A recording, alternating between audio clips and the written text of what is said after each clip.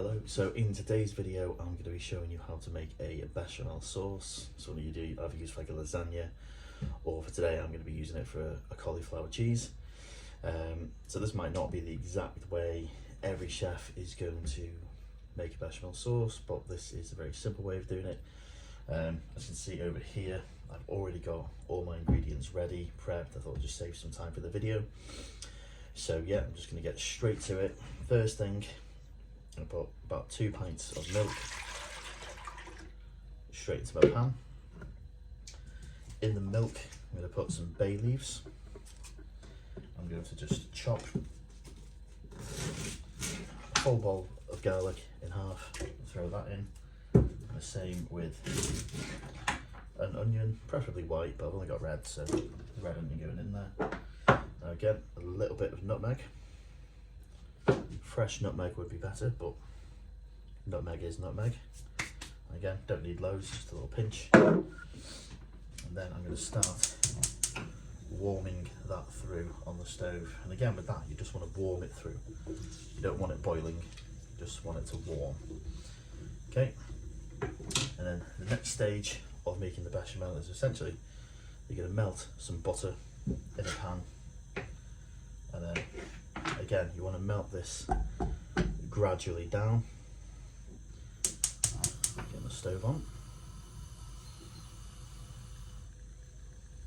Okay, so you want to melt this butter down until it's nice and clarified.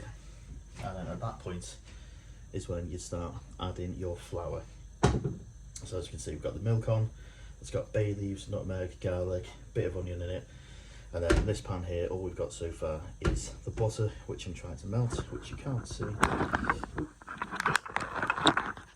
So, let me show you there now. So you can see the butter is now starting to melt in this pan. I'm doing all these sort of videos completely raw. There's no editing done or anything like that. So, yeah, there might be a bit of moving the camera around, stuff like that. So, just sort of bear with me. I'm not very good at editing or anything like that. So. Now near the end, when I've nearly finished the sauce, I will be actually adding in some grated cheese as well, strictly because I am doing this for cauliflower cheese, and that's just the way I like to do it basically. So yeah, as you can see here, the butter is starting to melt. We just need to sort of like let that melt for a few more minutes. As I said, you know, when you're making like a bechamel sauce, you can either be making a white sauce for a lasagna, or you might just be fancy making like a cheesy pasta and you want to make it completely from fresh. There's plenty of different things you can do with it. As I said, we've got the milk sort of warming up on the back stove, and again, all we're looking for is to get that warm more than anything else. You know, we don't want that to boil away. And then let's see here now, this butter is actually starting to clarify and melt quite nicely. So once this is all melted, we'll start to add the flour in as well. What you'll notice when you start to add the flour is it's going to almost turn into a paste, and it's almost going to look like it's too dry. That's absolutely fine. That's the sort of consistency you're basically looking for. And then once you start adding the milk in, that's where the sort of the magic starts to happen basically. As you can see there, that's pretty much all melted. Tiny little bit more now. Now again, you can see I'm using a wooden spoon for this. I will be using a whisk as well to sort of help along the way. I guess this was initially a toy whisk, but now I use it all the time in my own cooking. Advantage of having kids sometimes. Right, so yeah, I'm going to start adding some of this plain flour in, a bit at a time. And you'll start to see this turn quite quickly. As you can see there already. Sort of like turning into a bit of a wet paste. But again, just need to keep stirring that through. What we're essentially doing here is we want to cook out the flour. So the last thing you want is like a floury flavour whilst you're doing it. And keep adding a bit more flour in there.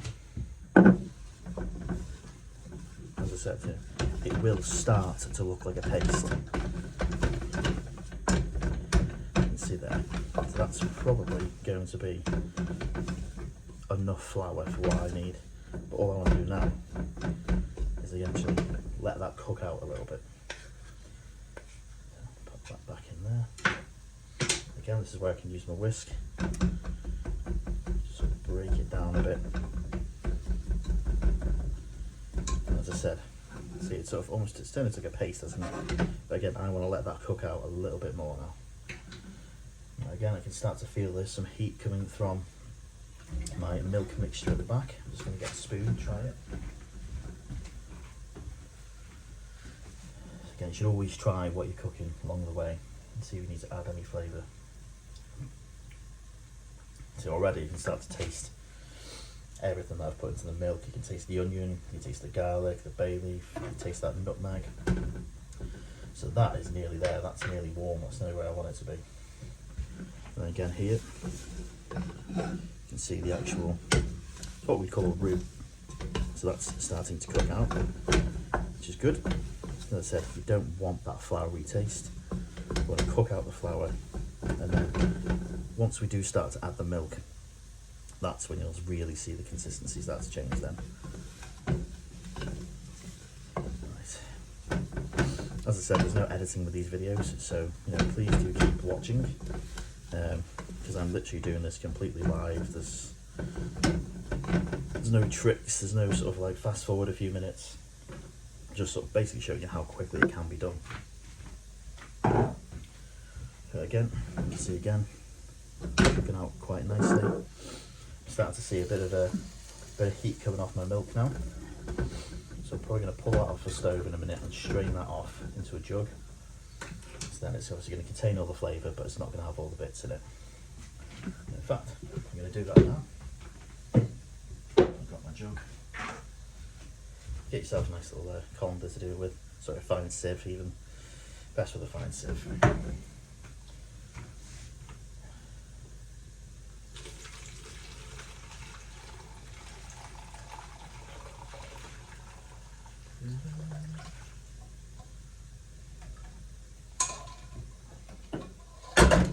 Now you can't see it in the background there, but I did make a bit of a mess with the milk then.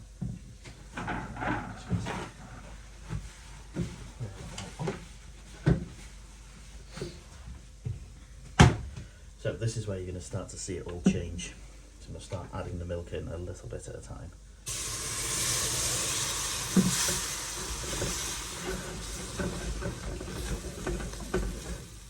You probably can't see anything at the moment because all the steam coming out of the pan, but if you look there now, you see it start to change consistency already. Again, I'm just going to add a little bit more milk in again. You can see now all that steam's gone and it's starting to change its consistency now. That's it. Keep stirring it around. And again, the flour is going to keep cooking as we add more and more milk in as well. So add a sort of decent amount in now.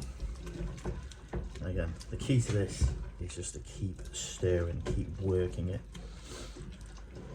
So the last thing you want is to get really clumpy and horrible. And it'll look weird at first. It will get some weird consistencies going, but once you start to stir it quite well, the end product will be brilliant. Right, let's get some more milk in there. See, that time I've put in quite a decent amount of milk this time. And really start working it all around now. Okay, at this point, could even start to involve the whisk a bit. So that sort of helps break it down even more. It really helps using the whisk with the sort of smooth, consistent texture you're looking for as well. It all comes down to your pan as well. The last thing you want is like a really thin pan where it's just going to start burning and sticking. This pan's got quite a nice thick base to it, so it's really good for doing what we're trying to do here. And you can see there now, look at that consistency now, it's completely changed, hasn't it? It's almost all turning into the sauce that we want it to turn into now. Okay, and I keep adding again more milk in. Now it depends on the consistency of what you want to how much milk you keep adding in. If you want a really thick, sticky sauce, then obviously you're going to stop sort of putting it in any time now, really, so you can actually see. Just see a lot of whisking. But if you actually have a look now, so it's really starting to get that sort of sauce consistency, don't we? You see there? I am going to add a bit more milk in again. I'm adding a bit more milk in because I am going to be adding cheese into this as well, because I want my sort of sauce to be able to spread quite nicely on top of the cauliflower after when I'm making my cauliflower cheese. As you can see now, that's starting to make quite a nice sort of roux. Let me get a spoon. Let's see if I get my spoon now. See that now? It's turning into a really nice sauce there. That's exactly what we're looking for. In fact, I'm going to add a little bit more milk. Give that a little bit more of a stir. In fact, I'm just going to add the rest of the milk in. So that's literally 2 pints I've used there. I've used like a third of a block of butter, probably about 4 or 5 tablespoons, I'd say, of flour, and then a full 2 pints of milk. I use semi-skim milk. You can use whatever milk you want to use. I'm not really bothered. Again, you can start to see we're getting that really nice, sort of creamy, smooth sauce now. This is exactly what we were sort of hoping for there. You can see that as it starts to run off. And that will thicken up a little bit more now as well. That's it, it's looking really nice now. So again, I'm going to let this cook out a little bit longer. At this point, literally going to get all this cheese, I'm going to throw it all in. So essentially I've made a cauliflower and cheese sauce. Some people would prefer just to make the sauce itself, put that over the cauliflower, and then add the cheese over the top. I'm putting my cheese through the sauce, and what you actually find it helps once you've put it under the grill, helps with that sort of like a nice brown sort of glaze that you can get on top of your cauliflower cheese. I might do another video later on actually sort of showing what I mean with the cauliflower and cheese. But now I've added that cheese into there, you can really start to see again that nice, really nice sauce consistency there.